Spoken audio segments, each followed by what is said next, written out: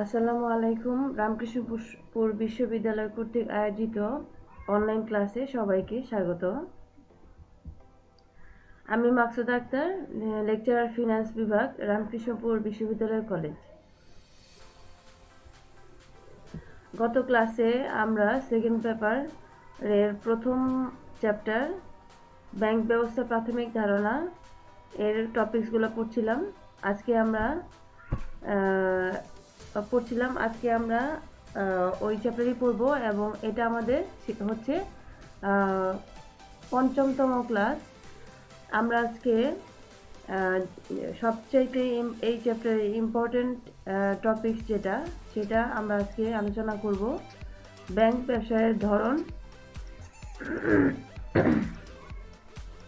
Bank ব্যবসায়ের ধরন বা এর প্রকৃতি।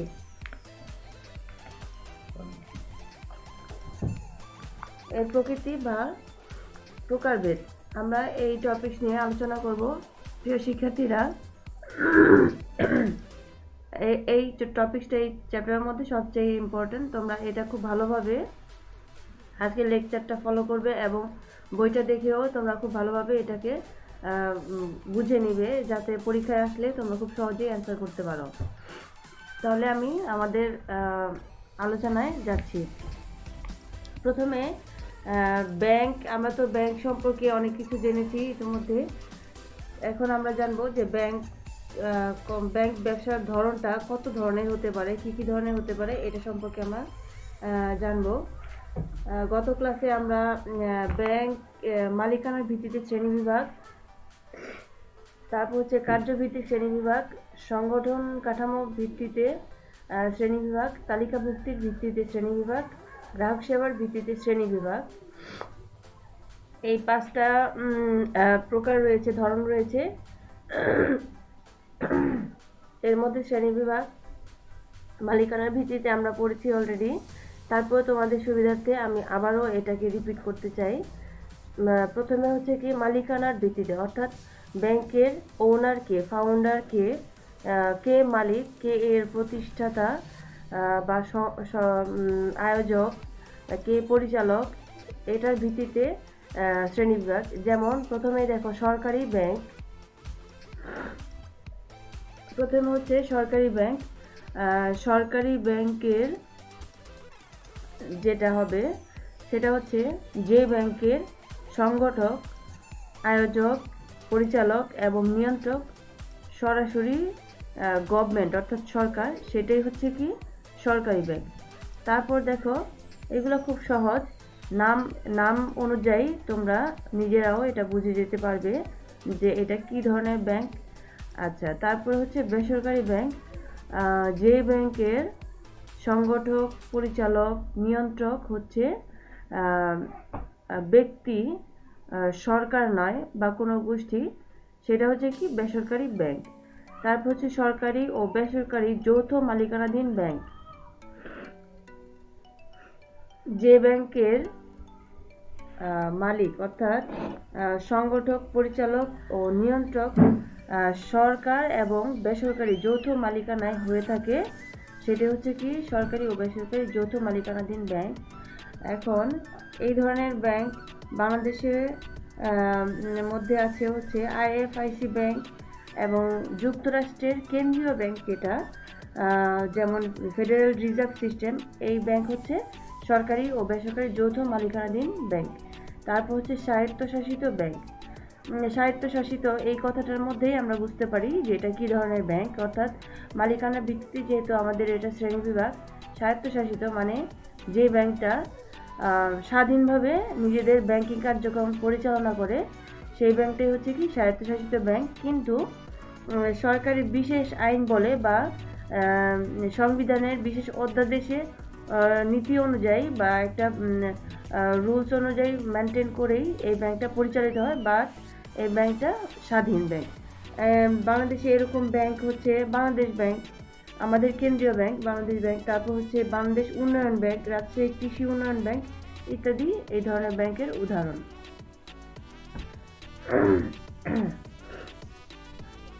তারপর দেখো কার্যভিত্তিক শ্রেণীবিভাগ। আমরা গত ক্লাসে সংগঠন কাঠামোর ভিত্তিতে শ্রেণীবিভাগ, তালিকাভুক্তির ভিত্তিতে শ্রেণীবিভাগ, গ্রাহক সেবার ভিত্তিতে শ্রেণীবিভাগ এইগুলা পড়েছিলাম। আজকে কার্যভিত্তিক শ্রেণীবিভাগটা আমাদের পড়া হয় নাই। আজকে আমরা এটা আরেকটু পড়বো।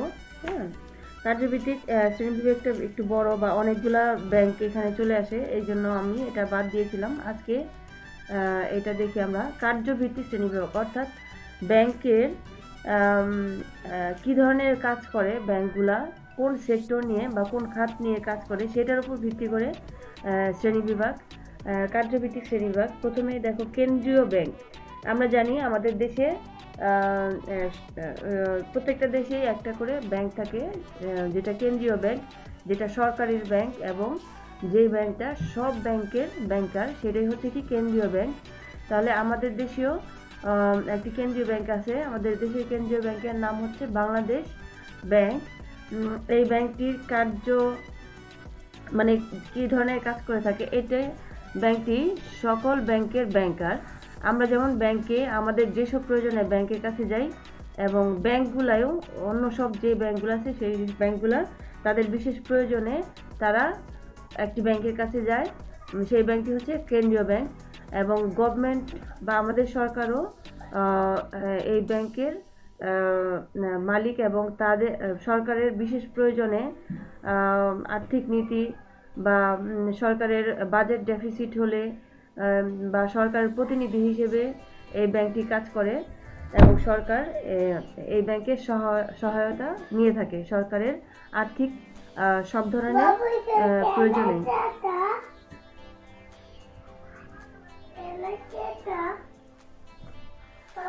তারপরে হচ্ছে বাণিজ্যিক ব্যাংক। বাণিজ্যিক ব্যাংক আমরা নাম থেকেই বুঝতে পারি কমার্শিয়াল ব্যাংক, যে ব্যাংক ব্যবসা সংক্রান্ত কাজে করে বা ব্যবসা সংক্রান্ত বিষয়ে প্রয়োজনেই ব্যাংকটা প্রতিষ্ঠিত, সেটা হচ্ছে কি বাণিজ্যিক ব্যাংক। তারপরেও আমরা এটা বলতে পারি যে মুনাফা অর্জনের উদ্দেশ্যে যে ব্যাংক স্বল্প সুদে জনগণের কাছ থেকে আমানত সংগ্রহ করে এবং অধিক সুদে জনগণকে বা আরেকটা অংশকে সুদ প্রদান করে, বিভিন্ন ব্যক্তি বা প্রতিষ্ঠানকে ঋণ প্রদান করে। তারপরে হচ্ছে গ্রাহকদের পক্ষে অর্থ আদায় করে, তারপরে অর্থ পরিশোধ করে, স্থানান্তর সহ বিভিন্ন ব্যাংকিং সেবা সুবিধা প্রদান করে, তাকে বাণিজ্যিক ব্যাংক বলে।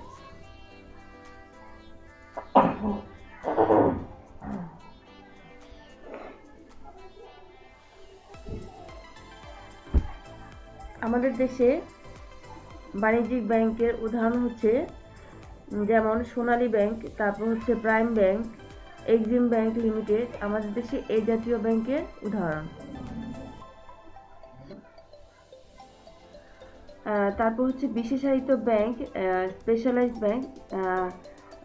যে সকল বইয়ের কথা অনুযায়ী যে সকল ব্যাংক গ্রাহকদের প্রয়োজন ও অর্থনীতির বিশেষ কোনো দিক নিয়ে ব্যাংকিং কার্যক্রম পরিচালনা করে তাকে বিশেষায়িত ব্যাংক বলে। অর্থাৎ বিশেষ খাত নিয়ে যেসব ব্যাংক কাজ করে সেই ব্যাংকগুলোকে সেই বিশেষ খাত অনুযায়ী নামকরণ করা হয়েছে। আমরা একটু আলোচনা করলেই তোমরা বুঝতে পারবে। দেখো, নামগুলো দেখেই তুমি বুঝতে পারবে। যেমন 3 বিশেষায়িত ব্যাংকের কয়ে কৃষি ব্যাংক, অর্থাৎ এই ব্যাংকটি কৃষি খাত নিয়ে কাজ করে, কৃষকদের সার দেয়া, স্বল্প সুদে ঋণ দেয়া, তারপর হচ্ছে কৃষি উৎপাদনে বিভিন্ন পরামর্শ দেওয়া, অন্যান্য যন্ত্রপাতি দিয়ে সহায়তা করা, এইগুলো হচ্ছে কৃষি ব্যাংকের কাজ। এবং কৃষি ব্যাংকটা শুধুমাত্র কৃষি খাত নিয়েই কাজ করে। কৃষকের উন্নয়নে কৃষি ব্যাংক প্রতিষ্ঠিত, এবং কৃষি খাতকে অর্থনৈতিক দিক দিয়ে উন্নত করার জন্য কৃষি ব্যাংক তৈরি হয়েছে। এইটাই হচ্ছে কৃষি ব্যাংক। যেমন বাংলাদেশে কৃষি ব্যাংকের উদাহরণ হচ্ছে বাংলাদেশ কৃষি ব্যাংক ও রাজশাহী কৃষি উন্নয়ন ব্যাংক। এই দুটি ব্যাংক হচ্ছে কি কৃষি ব্যাংক, কৃষি খাতকে নিয়ে এই ব্যাংকগুলো কাজ করে। তারপর হচ্ছে শিল্প ব্যাংক, ইন্ডাস্ট্রিয়াল ব্যাংক। শিল্প ব্যাংকও বিশেষায়িত ব্যাংক, এবং এই ব্যাংকটি শিল্প উন্নয়নের জন্য বা শিল্প খাতকে অর্থনৈতিকভাবে সবল করার জন্য এই ব্যাংকটি তৈরি হয়েছে। ঋণ দেয়া, স্বল্প মেয়াদে ঋণ দেয়া, তারপর শেয়ার ঋণপত্র বিক্রয় করা বা সহযোগিতা করা এই ব্যাংকের কাজ। বাংলাদেশে এরূপ ব্যাংকের উদাহরণ হচ্ছে বাংলাদেশ উন্নয়ন ব্যাংক লিমিটেড অর্থাৎ বিডিবিএল বাংলাদেশ এই ধরনের ব্যাংকের উদাহরণ। তারপর হচ্ছে সঞ্চয়ী বা আমানত bank, savings or deposit bank. নাম শুনেই বোঝা যাচ্ছে সঞ্চয় বা আমানত ব্যাংক অর্থাৎ জনগণের কাছ থেকে বিক্ষিপ্ত সঞ্চয়গুলো বা ছোট ছোট সঞ্চয়গুলোকে সংগ্রহ করে যে ব্যাংক একটা মূলধন তৈরি করে, বড় একটা মূলধন তৈরি করে, সেটাই হচ্ছে কি সঞ্চয়ী ব্যাংক। বাংলাদেশে এইরূপ ব্যাংকের উদাহরণ হচ্ছে ডাকঘর সঞ্চয় ব্যাংক। তারপর হচ্ছে সমবায় বা আমানত ব্যাংক আমরা পড়ছিলাম, সরি আমার এখানে লেখাটা ভুল হয়েছে, এটা সমবায় ব্যাংক হবে না, এটা হবে কি সঞ্চয়ী বা আমানত ব্যাংক। তারপর হচ্ছে কি বিনিয়োগ, সরি ঠিক আছে, তারপর হচ্ছে কি বিনিয়োগ ব্যাংক। এটাও নাম শুনেই বোঝা যাচ্ছে যেই ব্যাংকটা দীর্ঘমেয়াদী মূলধন সরবরাহ যে ব্যাংকটার মূলধন সরবরাহ করে দীর্ঘমেয়াদী ঋণ প্রদান করে তাকে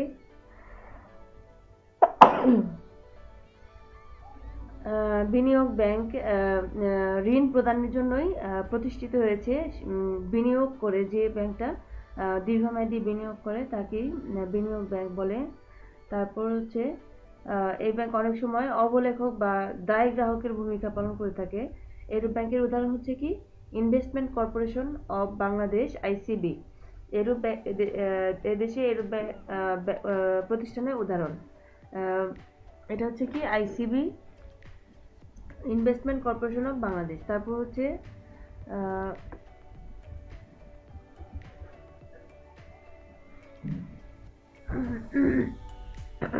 মিশ্র ব্যাংক।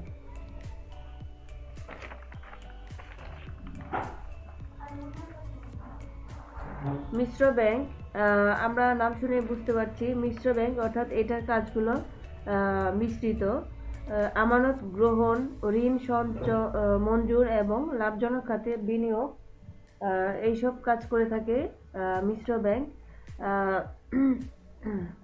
তারপর হচ্ছে সমবায় ব্যাংক।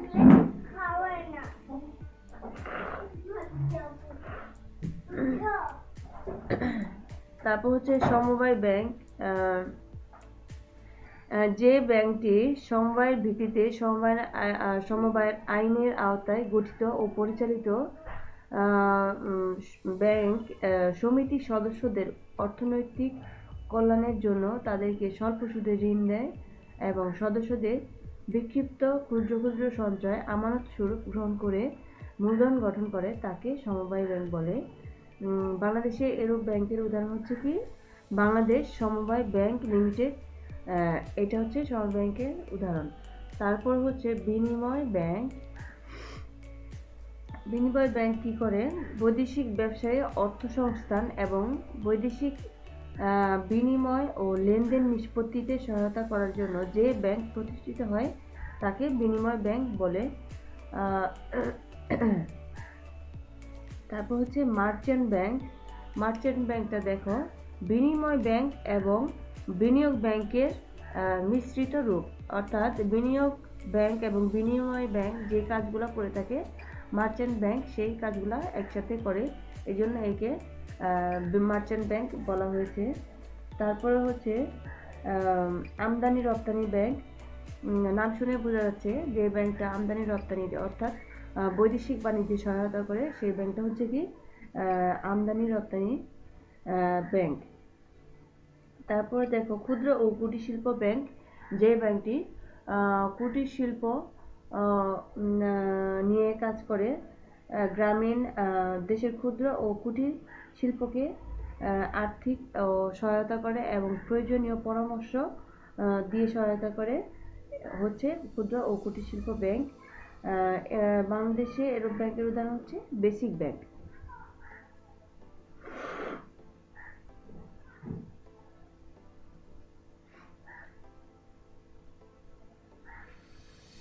তারপর হচ্ছে কর্মসংস্থান ব্যাংক। কর্মসংস্থান ব্যাংকটি প্রতিষ্ঠিত হয়েছে দারিদ্র্য বিমোচনের উদ্দেশ্যে। দেশের কর্মসংস্থান, বেকার যুবক ও যুব মহিলাদের আত্মকর্মসংস্থানের মাধ্যমে এই আর্থিক উন্নয়ন করার জন্যই এই ব্যাংকটি প্রতিষ্ঠিত হয়েছে। তারপরে ব্যাংকের উদাহরণ হচ্ছে কর্মসংস্থান ব্যাংক। আমাদের দেশে কর্মসংস্থান ব্যাংক রয়েছে, যা কিনা যুবক এবং যুব মহিলাদের আর্থিক কর্মসংস্থানের মাধ্যমে তাদের দারিদ্র্য বিমোচনের জন্য কাজ করছে। তারপর দেখো গৃহসংস্থান ব্যাংক।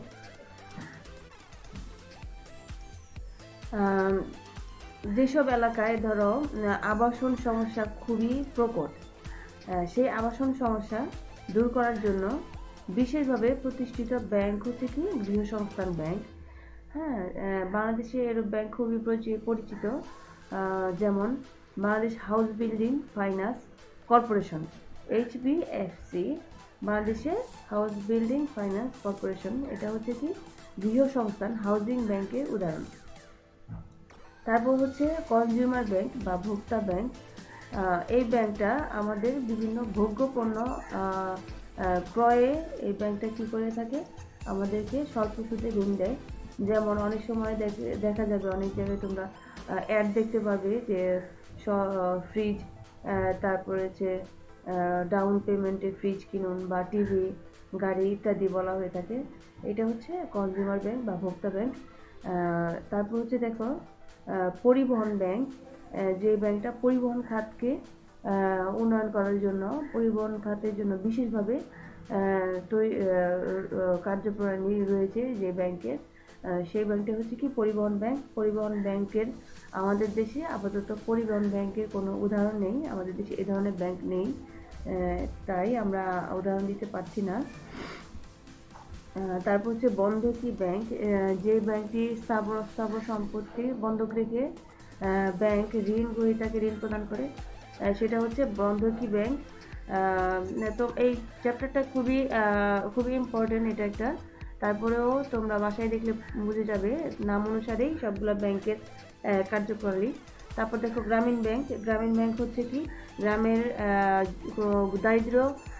দরিদ্র লোকজনকে নিয়ে যে ব্যাংকটি কাজ করে সেটাই হচ্ছে গ্রামীণ ব্যাংক। যেমন তোমরা গ্রামীণ ব্যাংক সম্পর্কে জানো, এবং ডক্টর মোহাম্মদ ইউনুস এর ব্যাংকের প্রতিষ্ঠাতা, এটাও তোমরা জানো। তারপরে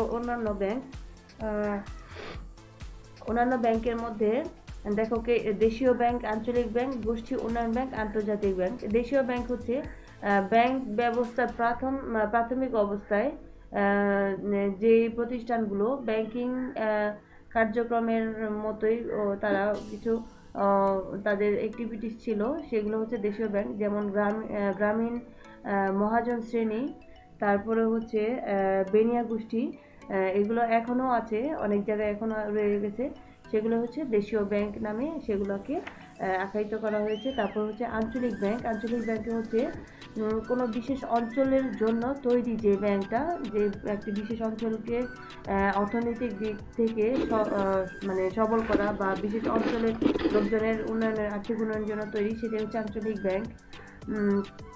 তা এই ব্যাংকের উদাহরণ হচ্ছে কি এশিয়ান উন্নয়ন ব্যাংক, যেমন ADB, এ ধরনের ব্যাংকের উদাহরণ। তারপর হচ্ছে কি গোষ্ঠী উন্নয়ন ব্যাংক, কোনো সম্প্রদায় বা গোষ্ঠীকে উন্নয়নের লক্ষ্যে যে ব্যাংকটা গঠিত সেটাই হচ্ছে কি গোষ্ঠী উন্নয়ন ব্যাংক। এর ব্যাংকের উদাহরণ হচ্ছে কি আনসার BDP ব্যাংক, যেটা একটা মানে আলাদা গোষ্ঠীকে বা আলাদা একটা সমাজকে উন্নয়নের জন্য তৈরি। তারপর হচ্ছে কি IDB ব্যাংক। তারপরে আন্তর্জাতিক ব্যাংক।